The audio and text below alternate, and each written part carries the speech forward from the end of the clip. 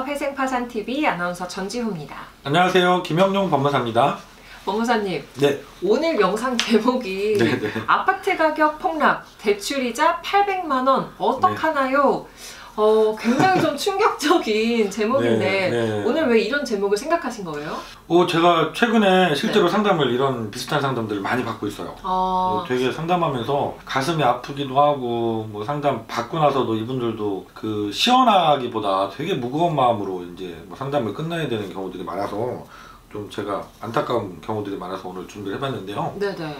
해결 방법이 되기는 돼서 결론에 이제 어떻게 해결하시면 되는지까지 좀 말씀을 드려보려고 합니다. 이게 부동산 상황이 제가 보기에는 세 가지가 겹친 것 같아요. 금리가 급격하게 이제 코로나 상황에서 금리가 많이 낮아졌다가 금리가 갑자기 오르면서 이 금리에 대한 부담이 상당히 크신 것 같고, 두 번째는 이제 뭐 가격이 폭락한 거죠. 심한 뭐 지역은 뭐 반토막이 났다 이런 얘기들도 뭐 뉴스 기사에서 흔히 보게 되잖아요. 네, 매일매일 뜨더라고요. 더 큰 문제가 원래 아파트 가격이 부동산 가격이 하락을 하면 전세 가격이 상승을 하면서 이 하락하는 걸 막아준다는데, 지금 경우는 두 가지가 동반해서 같이 이루어지고 있어서 큰 문제라고 하더라고요. 전세 가격도 더 크게 지금 하락을 하고 있어서 이게 아파트 가격이 어디까지 하락을 할지 지금 알 수 없는 상황인 거죠. 그리고 세 번째는 이러다 보니까 거래가 안 돼요. 거래가 아예.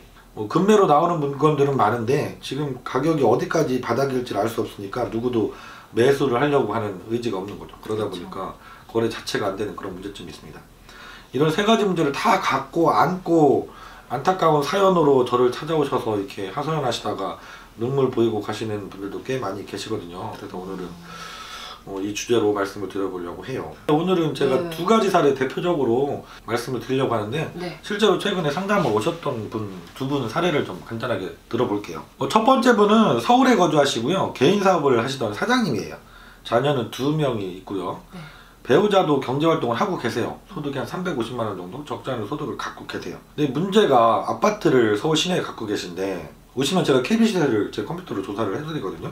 11억 정도 나오시더라고요. 근데 무려 담보대출이, 이 코로나를 거쳐오시면서 사업하던 사장님들 많이 힘드셨잖아요. 그래서 아파트에서 계속 담보대출을 추가로 받아서 사업자금에 써오신 거예요. 그래서 담보대출이 10억이나 나와 있습니다. 저축은행에서 그것도. 그래서 제가 어제 저축은행 최근 금리가 얼마나 되는지 또 인터넷 찾아봤죠. 그랬더니 6%에서 10%까지 되더라고요. 대출도 여기저기 많고 힘든 상황이니까 금리가 좋은 분이 아니었겠죠. 그러다 보니까 한 달에 대출이자가 800만 원에 육박하고 있는 상황인 거예요. 근데 문제는 이분은 신용대출도 또 많으세요. 11억 가까이 되셨거든요. 사업도 지금 하시는 업종이 되게 힘들어서 더 이상 유지하는 것도 좀 불가능한 그런 상황까지 되셔서 찾아오신 분이 한 분이 계셨어요. 그리고 두 번째 이제 또 그 사례를 말씀드리면, 이분도 서울에 거주하시는 분이에요. 아파트도 가격이 비슷합니다. 역시 개인 사업을 하시는 분이었고, 배우자분이 같이 그 사업장에서 같이 일하시는 경우였어요. 이분도 KB시세 제가 조사해 보니까 가격은 마찬가지로 11억 정도 나오더라고요. 근데 담보대출이 조금 더 많으세요. 저축은행에서 10억을 받으셨는데 거기에 이제 추가로 돈이 부족하시니까 대부업체까지 가셔서 2억을 추가 대출까지 받은 상황이었어요. 금리가 더 올랐을 텐데. 근데 여기서 좀 이상한 거 보이잖아요. 아파트 가격이 11억인데 대출이 12억이 나왔어요. 이게 오래전에 받은 거죠. 1년 전 이렇게. 그때는 아파트 가격이 11억이 아니었던 거죠. 14억, 15억이었던 거죠. 그래서 이제 대부업체에서는 좀 무리가 되는 금액이지만 대출이 나왔던 거예요. 그래서 지금은 아파트 가격과 대출 금액이 오히려 역전된 거예요. 이분은 월 이자가 850만 원 이렇게 내고 계시다고 하더라고요. 사업은 다행히 이분은 유지는 잘 그나마 되고 계신 상황이었어요. 그래서 문제는 이 한 달에 850만 원이나 되는 이 이자를 감당할 수 없는 상황인 거죠. 두 분 다 공통적으로 아파트를 당연히 팔아보려고 몇 달 전부터 내놨습니다. 근데 팔리겠어요? 안 팔리니까 문제인 거죠. 그래서 결국은 저를 찾아오셨는데, 두 분 다 공통적으로 법무사님 아파트 버리겠습니다. 제발 해결 방법이 없을까요? 이러고 찾아오신 거예요. 지금 어쨌든 이 담보대출 이자가 굉장히 큰 금액이잖아요. 네네네. 그래서 만약에 점점 힘들어지시면서 이 이자를 못 내게 되면 아파트 같은 경우에는 경매가 들어오게 되지 않나요? 예, 금방 들어오죠. 보통 연체되고 뭐 두세 달이면 경매가 들어옵니다. 그럼 그런 경매 어떻게 해결해야 돼요?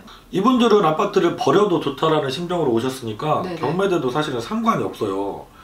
경매대에서 예를 들어서 아까 말씀드린 두 번째 사례분 같은 경우 신용대출은 5천만 원밖에 안 되시거든요. 근데 왜 문제냐, 경매를 하면 일반적으로 당연히 감정가격에서 낙찰가율이 지금 80%가 안 될 거거든요. 그럼 이분이 아까 11억짜리 아파트 시세인데 감정가가 한 10억 나온다고 해도 거기서 80%면 8억밖에 낙찰이 안 되잖아요. 그럼 나머지 4억이나 되는 빚이 고스란히 또 남아요. 그래서 어쩔 수 없이 경매된다고 해서 해결이 될 수 있는 상황이 아닌 거죠. 그럼 이런 경우에는 아까 해결 방법도 있을 것 같다라고 처음에 네. 말씀하셨는데 어떤 해결 방법이 있는 거예요? 첫 번째 분, 이분 같은 경우는 사업이 잘 안 되고 계시다고 그랬잖아요. 네네. 그러면 이분은 사업을 정리하시고 차라리 개인 파산으로 얼른 신청하셔서 면책 결정을 받고 새로 사업을 시작하시든 아니면 취업을 하시든 이게 훨씬 더 나은 상황이에요. 다행인 것은 사모님께서 경제활동을 하시면서 350만 원 정도 소득이 따로 있으니까 자녀가 2명 있지만 남편분이 파산 면책으로 빨리 정리가 되고 취업을 하시더라도 생활을 유지하시는 건 충분히 가능하시지 않을까, 그런 판단에 이제 개인 파산으로 진행하자라고 추천을 드렸죠. 그럼 두 번째 분은 어떻게 해결이 가능할까요?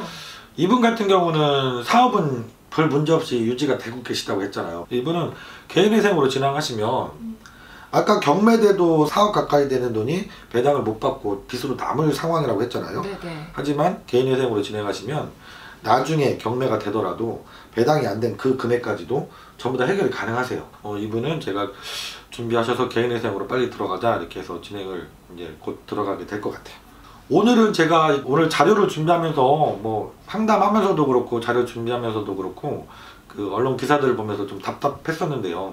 부동산 가격이 과연 어디까지 내려갈지, 그래서 이것 때문에 피해가 집주인분들한테만 생기는 게 아니거든요. 이게 이런 상황이 너무 오래 지속되고 하면 세입자분들 역전세 현상이 지금 막 생기고 있잖아요. 맞아요.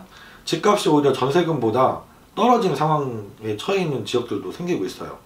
그러면 이 세입자분들한테도 피해가 또 전가돼서 가게 되거든요. 적정선에서 아파트 가격이 최근에 너무 많이 올랐기 때문에 떨어지는 건 당연할 수 있지만 적정선에서 좀 거래가 활성화되면 좋지 않을까, 그런 생각을 좀 다시 한번 해봤습니다. 다음 시간에 더 좋은 영상으로 다시 찾아뵙겠습니다. 감사합니다. 고맙습니다.